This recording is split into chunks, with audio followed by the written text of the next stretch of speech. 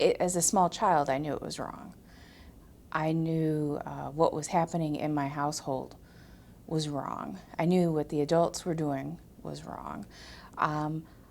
Not exactly sure how I knew this behavior and these things that were going on was wrong. The only way I can chalk it up to as a small child is that I was blessed with some kind of wisdom from God. Other than that, I have no idea why I would understand that this behavior and these events were wrong. And I've always went forth knowing that what happened to me was not normal. I understood that, wow, there's things I could do for myself. I don't have to continue living like this, and I don't have to continue on the next generation living this way, because there are lots of people out there that have information and study these things, and all I need to do is ask and reach out. And that's when therapy became an option for me, is when I actually understood exactly what it was, right?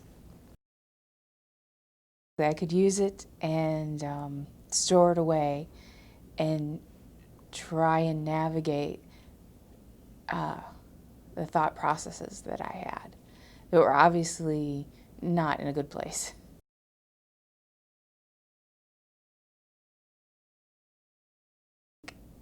Mental health is a lifelong journey, and as I was slowly but surely trying to untangle the mess that my mind was about what happened to me, I had all these other physical ailments from the violence that I endured.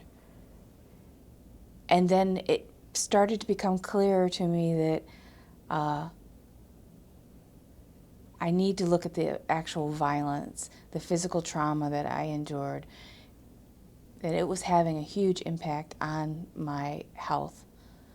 And I needed to start seeking help for the physical problems that I was having. And I was in denial about the trauma and the violence that happened to me for a very long time. So as I went to doctors and they kept asking me, well, were you in a car accident? How did you sustain these traumas? Why is, your nose is broken, things are in the wrong place, what happened to you? I'm like, oh, nothing happened to me. Because I truly had set that apart, set that aside. As I went through the years of therapy, unwinding a lot of problems, my very last one that I worked on as an older person was the fact that, yes, she did this to me. I had to have surgery to correct a lot of these problems. And I knew I had to somehow bring these two things together. They're not separate. The person that I was supposed to take care of me hurt me.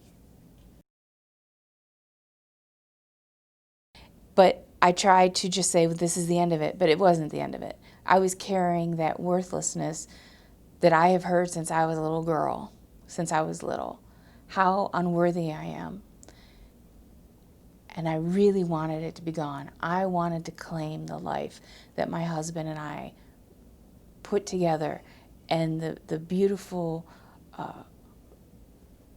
things that the Lord has provided for me. I wanted to claim it and say, yes, I am worth this. And that's when I reached out with Carol here at Family Services.